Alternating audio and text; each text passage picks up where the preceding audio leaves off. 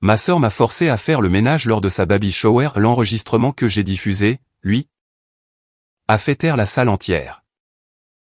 Lors de la baby shower de ma sœur, elle m'a jeté un sac poubelle, et m'a dit « Tu n'es pas des nôtres. Fais le ménage, pendant que la vraie famille fait la fête. » Mon père a levé son verre. J'ai souri, je me suis dirigé vers la table de sonorisation. Et j'ai lancé l'enregistrement qu'elle pensait que j'avais supprimé. Avant même que le gâteau ne soit coupé, la pièce était plongée dans un silence de mort. Un petit mot, avant de nous plonger dans l'histoire. Si vous regardez nos vidéos régulièrement, et que vous n'êtes pas encore abonné, vous faites en réalité partie de la majorité. La plupart de nos spectateurs ne le sont pas. Mais, si vous voulez aider à changer cela, le bouton est juste là. Cela nous permet de rester dans votre fil d'actualité. Et nous motive à créer toujours plus de contenu. Nous apprécions chacun d'entre vous. Maintenant, commençons. J'ai souri. Ma sœur venait de me lancer un sac poubelle noir à travers la table, devant 30 personnes. Lors de sa baby shower, en me disant de nettoyer pendant que la vraie famille célébrait. Mon père, assis à la table d'honneur, avait son verre de champagne à mi-chemin de sa bouche. Il ne l'a pas reposé. Il a pris une gorgée. 30 personnes dans la pièce. Des guirlandes roses, que j'avais fixées au plafond. Un gâteau, que j'avais aidé la boulangerie à livrer. Des enceintes, que j'avais branchées et testées. Une playlist, que j'avais chargée. Une pièce, que j'avais montée de toutes pièces à partir de murs nus, en l'espace de 2 heures. Seul, parce que c'était mon travail. Pas mon rôle de frère. Mon travail. De la même manière que l'on ferait appel à un traiteur, à un DJ, ou à une équipe de nettoyage. Sauf que je n'étais pas payé. J'étais la famille. Ou du moins, j'étais censé l'être. Et j'ai souri. Pas parce que c'était drôle. Pas non plus pour me donner une contenance calme. Mais parce qu'elle venait de faire en public, ce qu'elle n'avait jusqu'alors fait qu'en privé. Et le téléphone, dans ma poche, attendait depuis 3 semaines, exactement pour ce public. Mon ami Trey était la seule personne au courant de l'enregistrement. Pas parce que je le lui avais dit. Mais parce que j'étais chez lui, le lendemain du coup de téléphone, à regarder un match. Et mon visage exprimait quelque chose, que ma bouche n'expliquait pas. « Qu'est-ce qui ne va pas ?» m'a-t-il demandé. « Ma sœur est en train de me déshériter. Elle peut faire ça ? Elle y travaille. Elle a pris un avocat. Elle me l'a dit au téléphone. Elle ne sait pas que. » J'enregistrais.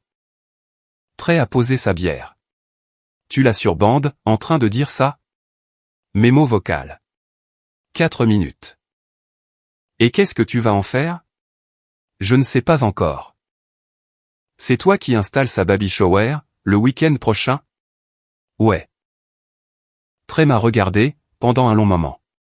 Il ne m'a pas dit quoi faire. Il a juste dit, « Assure-toi que les enceintes fonctionnent. » Il souriait, quand il a dit ça. Moi, non. Pas encore. Mais je dois revenir 3 semaines en arrière. À un appel téléphonique, concernant des fournitures de fête. Qui s'est transformé en toute autre chose.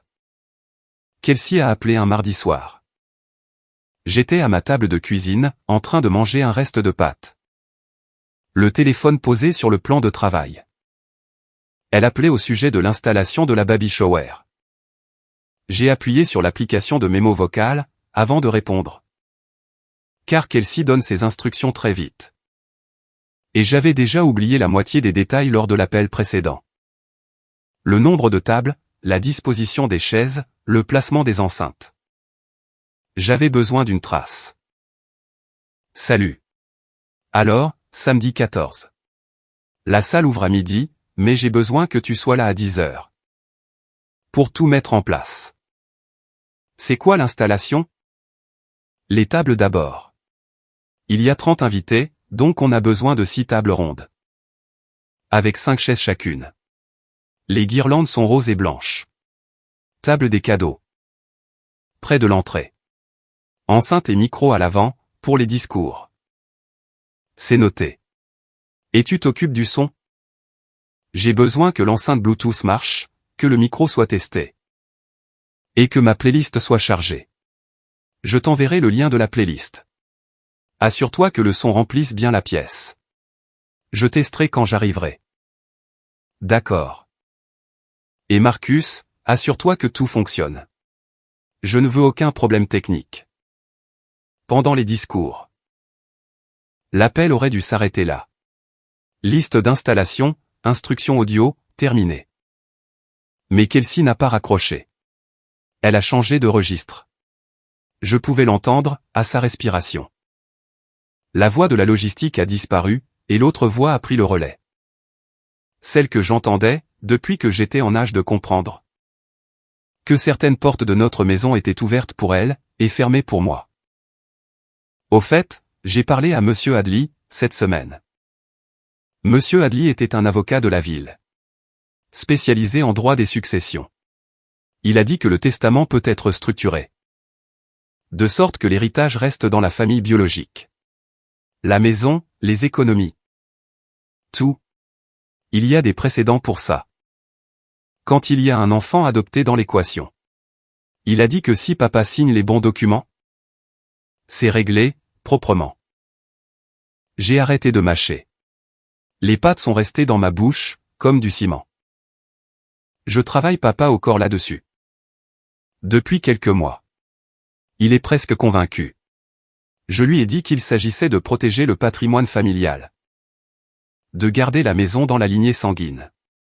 Il devient sentimental, avec ce genre de choses.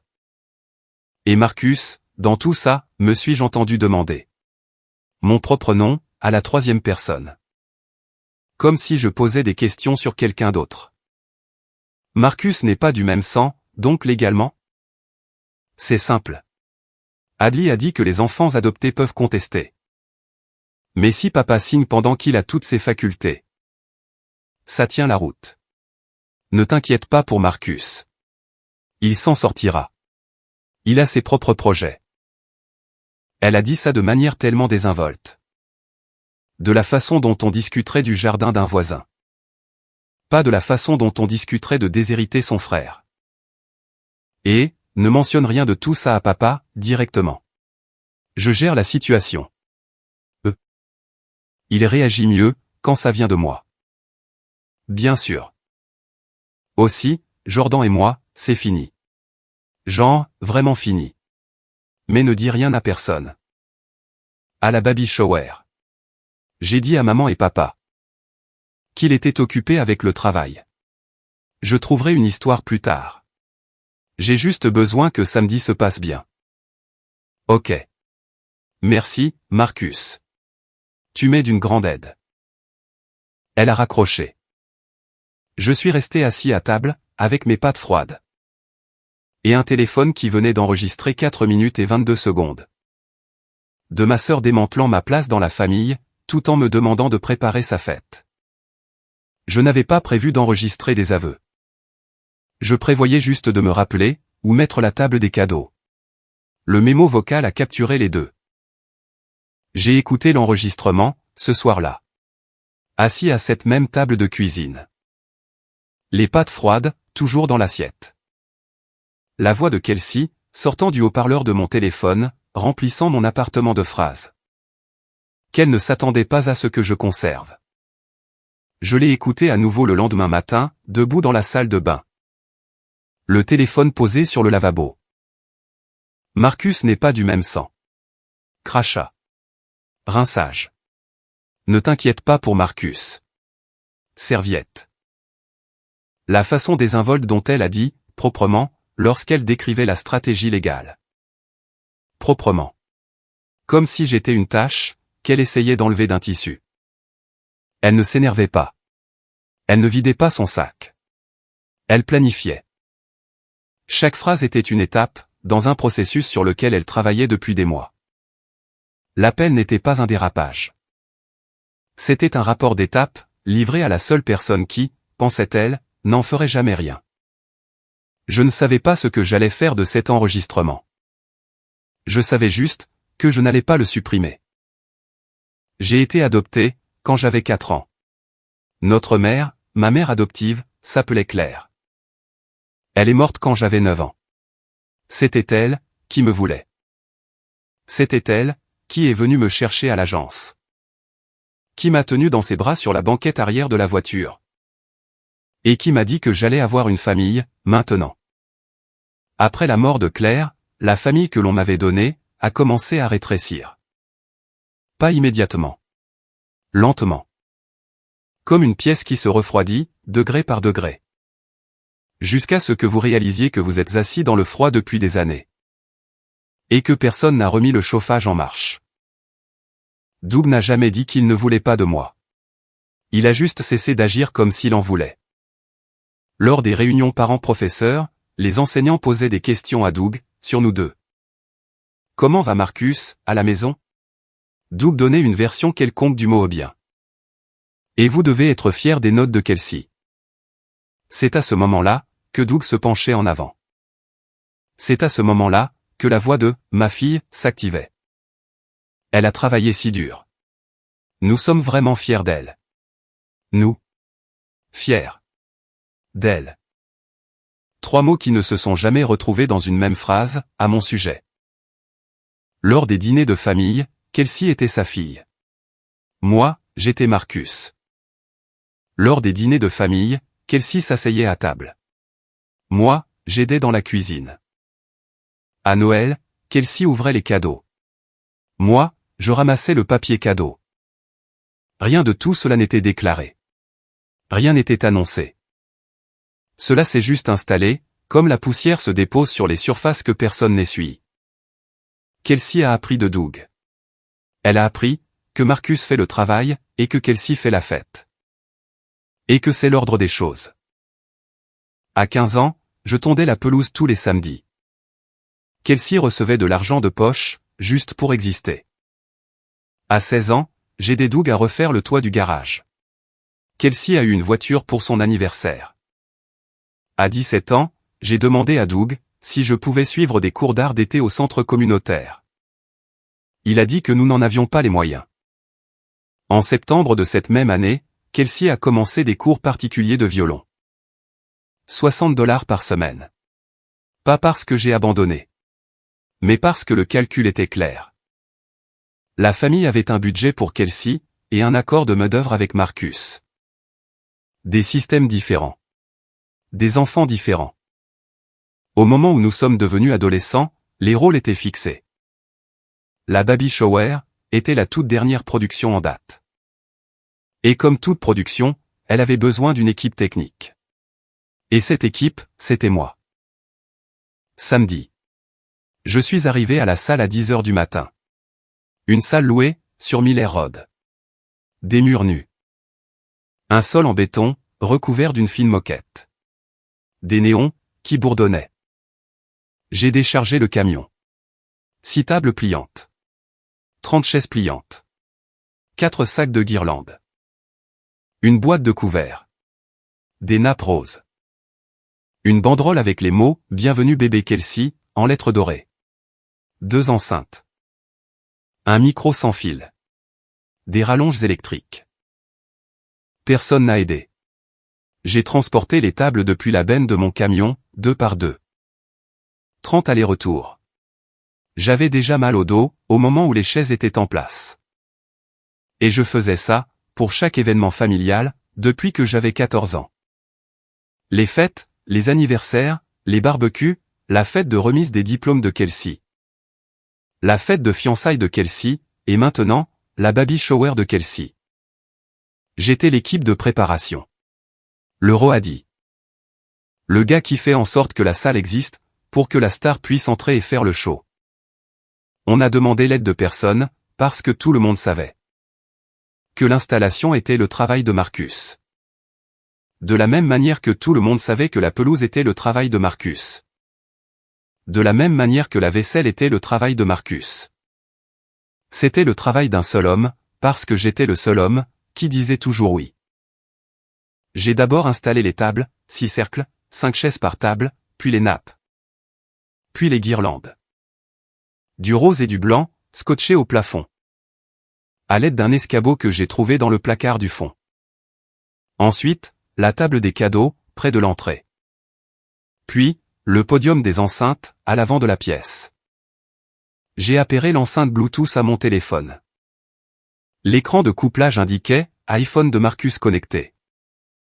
J'ai chargé la playlist de Kelsey, et j'ai appuyé sur lecture. Une douce musique de piano a rempli la pièce vide. J'ai marché dans chaque coin, vérifiant le volume.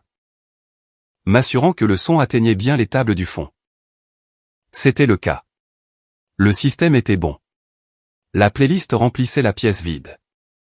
Un piano doux. Le genre de son, qui rend une salle louée chaleureuse. J'ai testé le microphone, j'ai tapoté dessus 2 fois. 1, 2. 1, 2. Ma voix a rebondi sur les murs, et m'est revenue. Le système fonctionnait. Tout ce qu'elle avait demandé, était prêt. Pendant que j'installais les chaises, j'ai vu le plan de table. Kelsey l'avait envoyé par email, au coordinateur de la salle.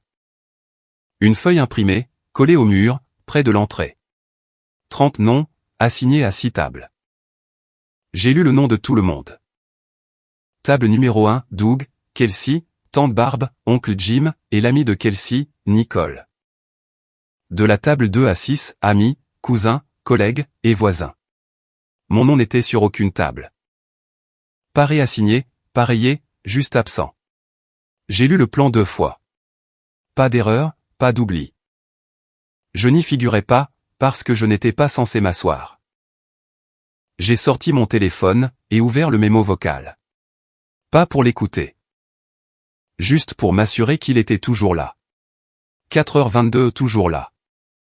J'ai remis le téléphone en place, et fini de ranger les chaises. Il n'y avait pas de 31e chaise, car il n'y avait pas de 31e invité. J'étais dans la pièce pour travailler, pas pour m'asseoir. J'ai plié l'escabeau, je l'ai remis dans le placard, et j'ai vérifié l'heure. 11h45. Les invités arriveraient à midi. La coordinatrice de la salle, une femme prénommée Pam, est venue vers 11h30. Pour vérifier l'installation. Ça rend bien. Vous faites ça professionnellement? Non, juste pour la famille. Eh bien. Ça fait très professionnel. Le travail sur les guirlandes est vraiment propre. Votre sœur doit apprécier. D'avoir quelqu'un qui peut faire tout ça. Elle apprécie l'installation. Pam m'a regardé. Quelque chose dans mon ton est mal passé. Elle a hoché la tête lentement, et est retournée à son bureau. Je me suis assis dans le coin au fond, près de la porte, à une petite table carrée. Que j'avais installée pour les fournitures supplémentaires. Des serviettes, des gobelets en plus, un rouleau de scotch. Ce n'était pas une table d'invités, c'était une station utilitaire. Mais c'était là que j'allais m'asseoir, pour les 3 prochaines heures. Plus tôt dans la semaine, Kelsey m'avait envoyé par texto un brouillon du discours qu'elle prévoyait de prononcer à la baby shower. Je veux juste m'assurer que le micro fonctionne, pour quelque chose d'aussi long. Je l'ai lu sur mon téléphone, en étant assis à la table utilitaire. Devenir mère. C'est apprendre ce que signifie vraiment la famille. Cela signifie être là les uns pour les autres. Cela signifie être présent. Dans les moments difficiles. Cela signifie savoir que, quoi qu'il arrive, toutes les personnes autour de ces tables, sont celles qui comptent le plus. Les personnes autour de ces tables. Les tables que j'ai installées. Et auxquelles je n'avais pas été assigné. J'ai lu le discours 2 fois. Puis, j'ai ouvert le mémo vocal, et j'ai lancé l'enregistrement depuis le début. Je tenais le téléphone d'une main, avec le texte du discours toujours visible sur l'écran. La voix publique de Kelsey, comprendre ce que signifie vraiment la famille. La voix privée de Kelsey, Marcus n'est pas du même sang. La même femme. La même semaine. 2 documents qui ne pouvaient pas coexister, dans la même pièce. Jusqu'à samedi. J'ai lu le discours une seconde fois. Puis, j'ai ouvert le mémo vocal. 4h22. Le discours public de Kelsey, et la voix privée de Kelsey, cohabitant sur le même téléphone. J'ai fermé les deux, et remis le téléphone dans ma poche. Mais quelque chose avait changé. Pas un plan, pas encore. C'était juste la conscience que ces deux documents existaient. Et que l'un d'eux allait être entendu aujourd'hui, à travers des enceintes que je contrôlais. Les invités ont commencé à arriver à midi. Des femmes en belles robes, des hommes en chemise boutonnée. Des sacs à dos, et des boîtes emballées, s'empilaient sur la table près de la porte. La table que j'avais montée. Les cadeaux qu'on ne me demanderait jamais d'apporter. Parce qu'on m'avait demandé d'apporter des rallonges électriques, à la place. Kelsey est arrivée à 12h15. Coiffée, maquillée, dans une robe qui épousait son ventre. Comme si elle avait été taillée sur mesure pour l'occasion. Elle est entrée, et la pièce entière a pivoté vers elle. Comme les pièces pivotaient toujours vers Kelsey. Elle a distribué des câlins. Elle a ri. Elle a touché son ventre, quand les gens lui posaient des questions sur le bébé. Une invitée que j'ai reconnue, Anna, la collègue de Kelsey, est passée devant la table utilitaire. En allant aux toilettes. Elle m'a remarqué, assis là. Et, Marcus. Tu t'assois là, au fond? Ouais, je gère le côté technique. Oh. Elle a regardé la table des fournitures, les serviettes, le scotch, les gobelets supplémentaires. Veux-tu que je demande à Kelsey s'il y a de la place à l'une des autres tables? Je vais bien. Elle a hésité une seconde, comme si elle voulait ajouter autre chose. Puis s'est dirigée vers les toilettes. À son retour, elle est allée à la table 4, sans me regarder à nouveau. Elle avait fait le calcul. M'offrir un siège, signifiait confronter Kelsey, et personne ne confronte Kelsey. À sa propre baby shower. Doug est arrivé avec elle. Blazer gris. Du champagne dans un sac cadeau, qu'il avait probablement demandé à son assistante d'emballer. Il a serré des mains, tapé sur des épaules. L'entrée du patriarche. J'ai entendu Doug parler à l'oncle Jim, près de l'entrée. Kelsey a été incroyable avec l'organisation. Elle a vraiment l'œil, pour ce genre de choses. Kelsey a planifié le thème des couleurs, et la liste des invités. Moi, j'ai planifié l'agencement, le son, les guirlandes, les chaises, les tables. La station des cadeaux, et l'angle d'éclairage sur le gâteau. Mais la pièce était l'accomplissement de Kelsey. De la même manière que la pelouse était toujours la pelouse de Doug. Même si mes mains étaient celles qui poussaient la tondeuse, tous les samedis. Il n'a pas regardé les guirlandes, que j'avais collées au plafond. N'a pas vérifié les enceintes, que j'avais câblées. N'a pas remarqué le plan de table, ni le fait qu'il y manquait un nom. Il est passé devant ma table utilitaire, sans même ralentir. Pendant les mondanités, Glenn, l'ami de golf de Doug, s'est arrêté près de la table des fournitures. Pour prendre une serviette. Il m'a regardé, puis a regardé la table, puis m'a regardé à nouveau. Tu ne t'assois pas avec le groupe? Je m'occupe de l'installation. De tout? Il a regardé autour de la pièce. Les tables, les guirlandes, les enceintes. Tout seul? Ouais. Il a hoché la tête, lentement. Il a pris sa serviette, et est retourné à la table 2, sans rien dire d'autre. Mais je l'ai vu regarder Kelsey, sur le chemin du retour. Puis la pièce. Puis son assiette. Glenn avait remarqué. Il n'en a simplement rien fait. Kelsey est passé devant ma table, un peu plus tard, pour vérifier le placement des enceintes. Elle s'est arrêtée. Elle a regardé l'installation, les tables, les guirlandes, la station des cadeaux. Les guirlandes sont asymétriques, sur le côté gauche. Je vais les arranger. Et le micro doit être plus près du pupitre.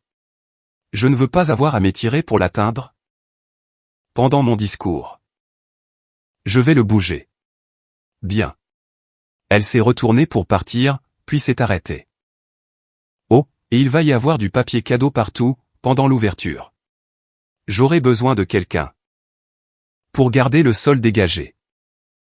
Tu veux que je balaie, pendant la fête? Pas balayer, juste gérer le bazar, tu sais, garder l'endroit propre. Elle s'est éloignée. C'était toute l'étendue de notre interaction. Des corrections d'installation, et une mission de nettoyage. Pain, merci d'être venu tôt. Pain, la salle est super. Des instructions, d'un chef de projet à un prestataire, à qui elle ne donnerait pas de pourboire. À un moment, au début de la fête, j'ai surpris Kelsey en train de parler à son amie Nicole. Près de la table des cadeaux. Où est assis Marcus, a demandé Nicole, scrutant la pièce. Il ne s'assied pas. Il gère l'installation et le nettoyage. Tu connais Marcus. Ne devrait-il pas avoir une place? Kelsey a ri. Un rire léger, méprisant. Nicole, c'est bon. Ça ne le dérange pas. Il aime se sentir utile. Il aime se sentir utile, comme si j'étais un outil électrique, qu'elle gardait dans le garage. Bon pour les travaux, mais pas pour le dîner. Kelsey ne m'a plus accordé la moindre attention, après ça. Pas un signe de la main, pas un hochement de tête, pas un remerciement pour l'installation. J'étais dans la pièce depuis 2h30, et la personne qui m'y avait envoyé n'avait pas enregistré mon existence. À 12h30, Kelsey a pris le micro. Je l'observais, depuis le fond. Le système que j'avais testé 3 heures plus tôt, portait sa voix parfaitement. Merci à tous d'être là.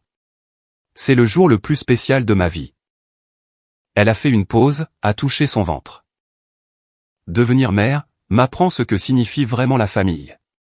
Le discours, mot pour mot. Être là les uns pour les autres. Être présent, dans les moments difficiles. Les personnes autour de cette table. Moi, j'étais assis à la table des fournitures, avec des serviettes et du scotch. Absent de toutes les tables qu'elle mentionnait, tandis que le téléphone, dans ma poche, contenait un enregistrement d'elle, discutant de la manière de m'effacer de la famille qu'elle célébrait en ce moment. La salle a applaudi. Certaines femmes ont essuyé leurs yeux. Une amie a serré la main de Kelsey. Doug a levé son verre, depuis la table 1. À Kelsey, a-t-il dit.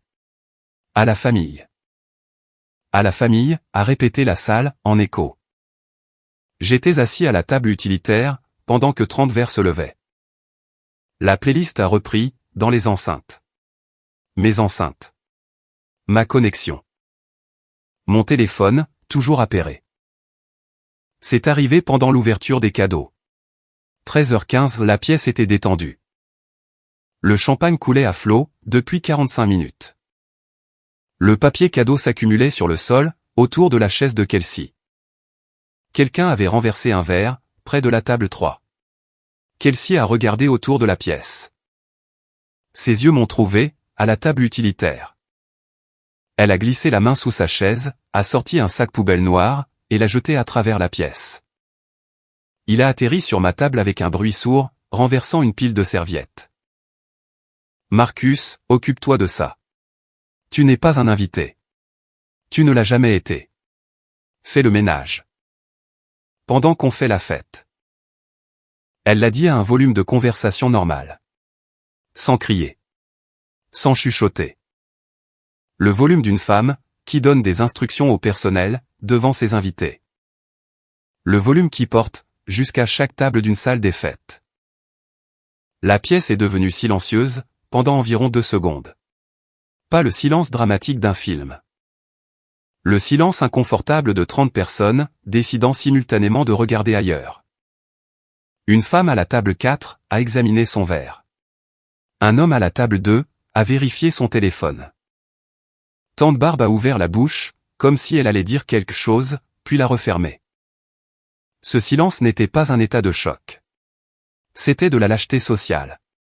Les gens l'ont entendu. Les gens l'ont compris. Personne ne voulait être celui qui allait répondre. Doug était à la table 1. Son verre de champagne était déjà dans sa main. Suite au toast qu'il avait porté 10 minutes plus tôt. Quand Kelsey a prononcé ces mots, il était en plein mouvement, le verre à moitié levé. Il ne trinquait pas à la phrase, mais il ne reposait pas son verre, non plus. Il l'a entendu. Ses yeux se sont posés sur moi pendant une demi-seconde, puis sont retournés vers Kelsey. Ensuite, le verre a atteint ses lèvres, et il a bu. Il n'a pas arrêté sa gorgée, n'a pas posé son verre, n'a pas dit « Kelsey, ça suffit ». Il a juste bu, pour noyer le poisson, comme on boit. Face à quelque chose que l'on a décidé de ne pas considérer comme son problème. Et ça, c'était pire qu'un toast. Un toast aurait été évident. Ça, c'était une permission silencieuse. Le sac poubelle était posé sur la table, entre les serviettes et le rouleau de scotch. Un sac en plastique noir, sur une nappe rose. Le contraste était presque drôle. Presque. 2 tables plus loin, tante Barbe a lentement posé sa fourchette. À la table 4, une femme que je ne reconnaissais pas, s'est penchée vers son amie. Et a chuchoté quelque chose, la main devant la bouche. À la table 2, un homme nommé Glenn, l'un des copains de golf de Doug, fixait son assiette. Comme si elle s'était soudainement fissurée. Personne n'a dit, ce n'est pas correct. Personne ne s'est levé. Personne n'a recadré Kelsey. 30 personnes ont analysé la phrase, ont mesuré le coût social d'une réaction. Et ont décidé que leur champagne était bien plus intéressant, que ma dignité. Le sac poubelle était là, entre les serviettes et le scotch. Kelsey s'était déjà tournée vers ses cadeaux. La salle avait trouvé ces verres de champagne soudainement fascinants. Ma main s'est dirigée vers le sac poubelle. La mémoire musculaire. 23 ans à ramasser ce que Kelsey jetait, et à nettoyer ce que Kelsey salissait. Mes pieds ont fait 3 pas, vers la poubelle la plus proche. Automatique. L'ancien schéma, exécutant son programme une fois de plus. Je me suis arrêté au 3e pas. J'ai regardé la table de sonorisation, à l'avant de la pièce. Les enceintes, que j'avais installées. Le Bluetooth, toujours connecté à mon téléphone. Et le micro, que j'avais testé le matin même. J'ai souri. J'ai ramassé le sac poubelle. Kelsey regardait déjà ailleurs. De retour à ses cadeaux. De retour à sa performance. Elle s'attendait à ce que je fasse ce que je faisais toujours. Accepter la corvée, et disparaître. 23 ans de données venaient étayer cette attente. Je me suis retourné. J'ai marché vers l'avant de la pièce. Pas vers la poubelle, près de la porte. Vers la table de sonorisation. Passant devant la table 6. Passant devant la table 5. Passant devant la pile de cadeaux. Passant devant le gâteau à 3 étages, avec son bébé Kelsey en glaçage rose. Que personne n'avait encore coupé. Kelsey m'a regardé marcher. Quelques têtes se sont tournées. L'homme avec le sac poubelle allait dans la mauvaise direction. Les poubelles étaient près de la porte. La table de sonorisation était à l'avant. La confusion était visible, sur 3 ou 4 visages. Pourquoi va-t-il par là? Tante Barbe s'est penchée vers Doug. Qu'est-ce qu'il fait? Doug n'a pas répondu. Peut-être parce qu'il ne savait pas. Peut-être parce qu'il le savait. La voix de Kelsey est devenue tranchante. Qu'est-ce que tu fais? Les poubelles sont près de la porte. Je n'ai pas répondu. J'ai posé le sac poubelle sur le sol, à côté de la table de sonorisation. J'ai sorti mon téléphone de ma poche. J'ai ouvert les paramètres Bluetooth. L'enceinte était toujours couplée. J'ai déconnecté la playlist de Kelsey. La douce musique de piano s'est arrêtée. Le piano a cessé. 30 personnes ont levé les yeux. L'homme qui était censé faire le ménage, se tenait devant la table de sonorisation. Avec un téléphone à la main. J'ai ouvert l'application de mémo vocal.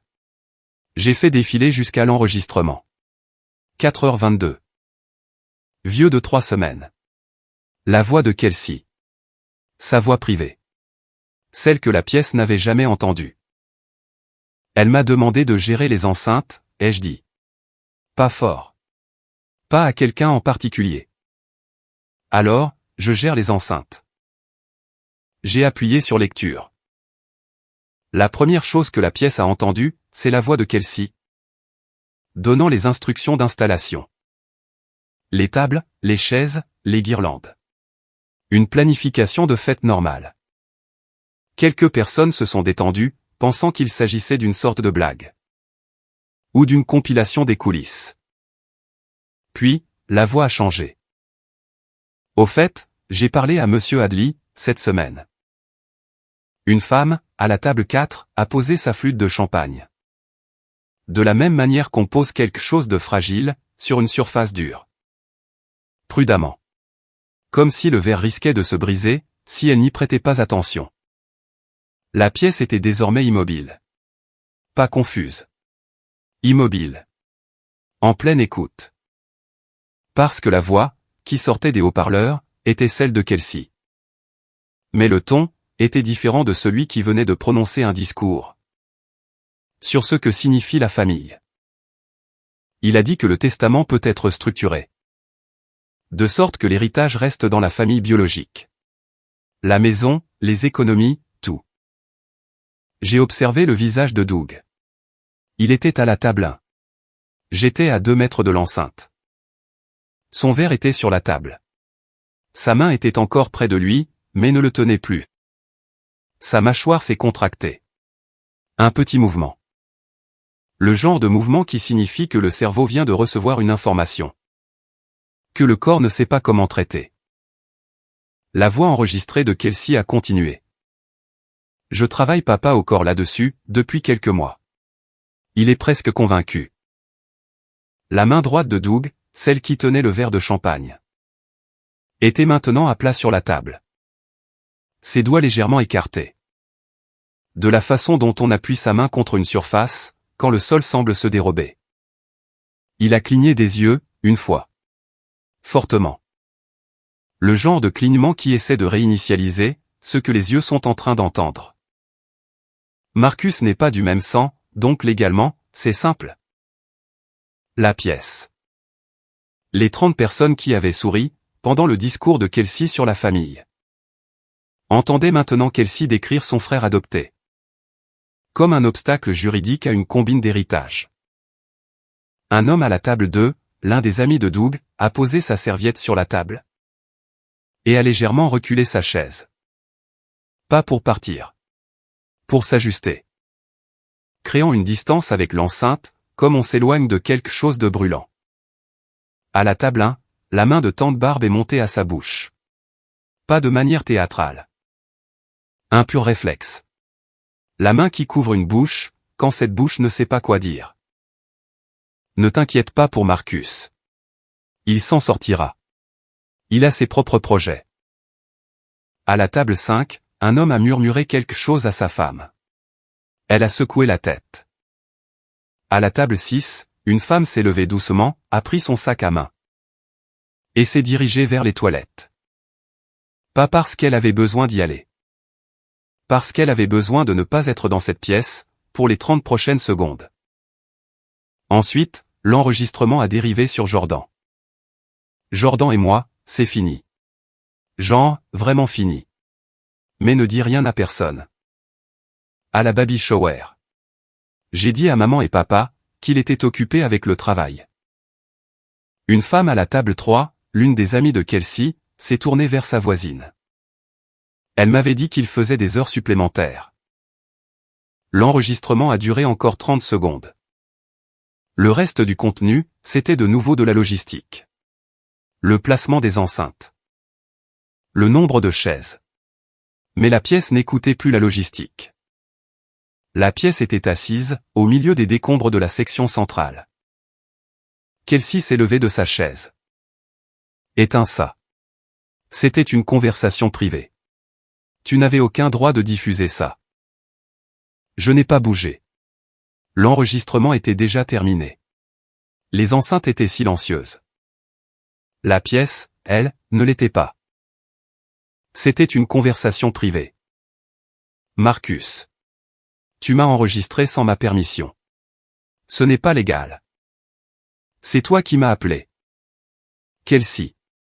Je prenais des notes pour ta liste d'installation. Tu as continué à parler. Tu aurais dû arrêter l'enregistrement.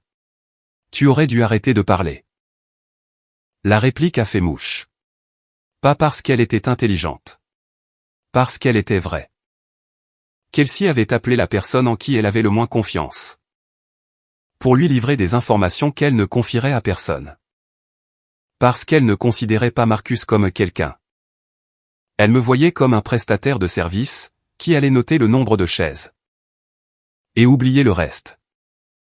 C'était là, son erreur de calcul. Pas le fait que je l'ai enregistré. Le fait qu'elle pensait, que je n'écoutais pas.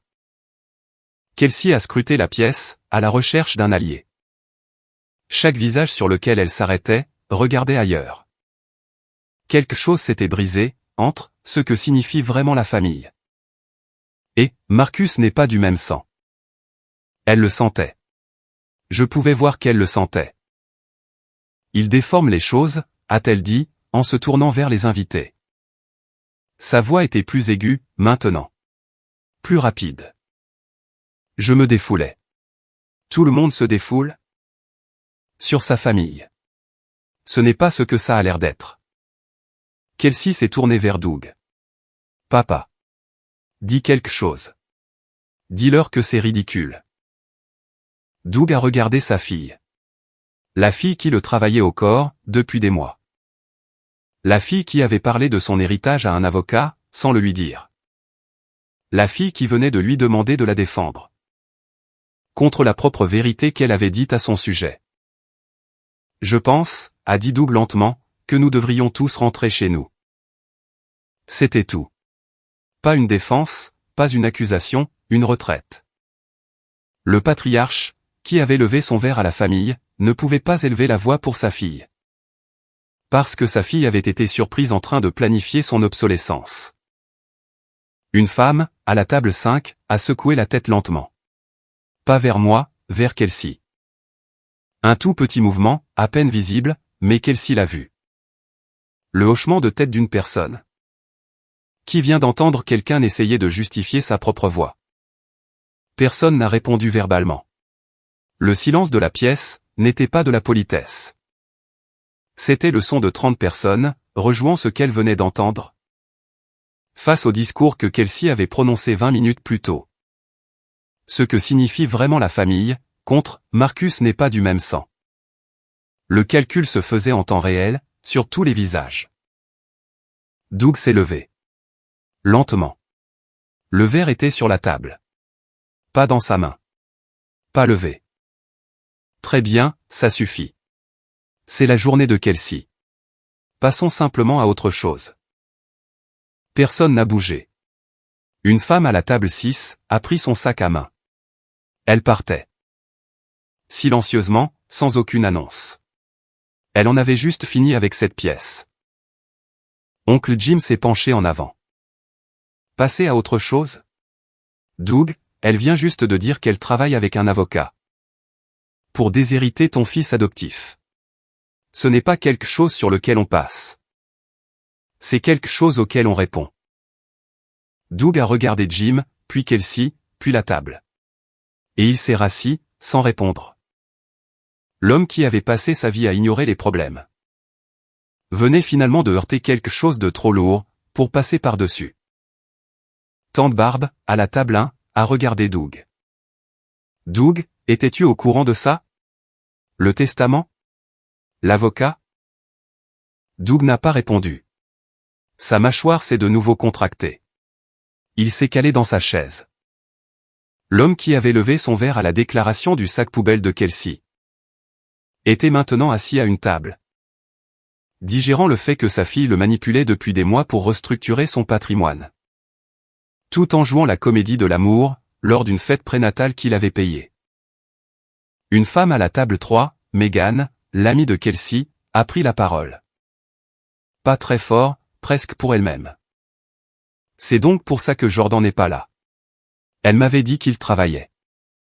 La femme à côté d'elle a ajouté, elle m'avait dit qu'il était en voyage. Oncle Jim, à la table 1, a fixé Doug. Tu étais au courant pour l'avocat, Doug? Cette histoire de testament? Doug a secoué la tête. À peine. Un tout petit mouvement, mais la salle l'a vu. Le père ne savait pas que sa fille le manipulait. L'homme, qui avait levé son verre à la famille, venait d'apprendre que la version de la famille de sa fille était une stratégie juridique pour contrôler ses actifs. Kelsey m'a regardé. Ses yeux étaient humides, mais sa mâchoire était serrée. Tu es content, maintenant? Tu viens de ruiner ma baby shower. Elle cherchait sur mon visage le Marcus qui se serait excusé, qui aurait ramassé les poubelles et réparé la situation. Ce Marcus avait cessé d'exister, à 3 pas de la poubelle. Tu as ruiné ma fête, a-t-elle répété, plus doucement cette fois. C'est toi qui as continué à parler, Kelsey. Moi, j'ai juste gardé l'enregistrement. Nicole, l'amie qui avait demandé où j'étais assis, s'est levée de la table 4. Elle n'a rien dit.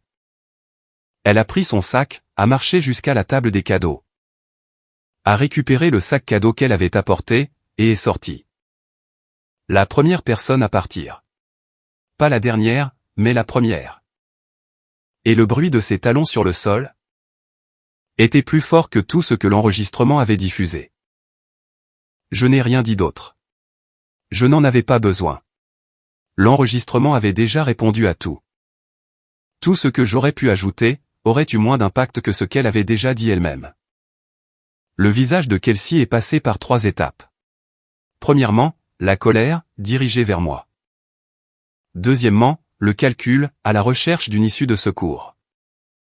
Troisièmement, l'expression d'une personne qui réalise que la pièce qu'elle a façonnée s'est transformée en une pièce qui la voit telle qu'elle est. La pièce faisait ce que font les pièces, après une explosion. Trier, analyser, décider qui regarder, et de qui détourner le regard. 2 femmes à la table 5, rassemblaient leurs affaires. Un homme à la table 2, textotait sur son téléphone, probablement à sa femme. Probablement les mots, tu ne croiras jamais ce qui vient de se passer. À la table 1, Doug était assis, immobile. Kelsey était debout, les bras autour de son ventre, regardant la porte. Comme si elle pouvait m'ordonner mentalement de quitter la pièce. Avant que je ne choisisse de partir. J'ai rangé mon téléphone dans ma poche, j'ai ramassé le sac poubelle posé sur le sol. À côté de la table de sonorisation, et j'ai marché vers la porte. Ni vite, ni lentement, à la même vitesse que celle à laquelle j'étais entré, 7 heures plus tôt. Emportant des enceintes et des guirlandes. Je me suis arrêté à la table des cadeaux, près de l'entrée. 30 boîtes emballées et sacs cadeaux, apportés par des invités venus pour célébrer. J'ai posé le sac poubelle, au sommet de la pile. Un sac en plastique noir, trônant sur du papier de soie rose et du ruban. La chose que Kelsey m'avait jetée, reposant sur les choses que la salle lui avait apportées.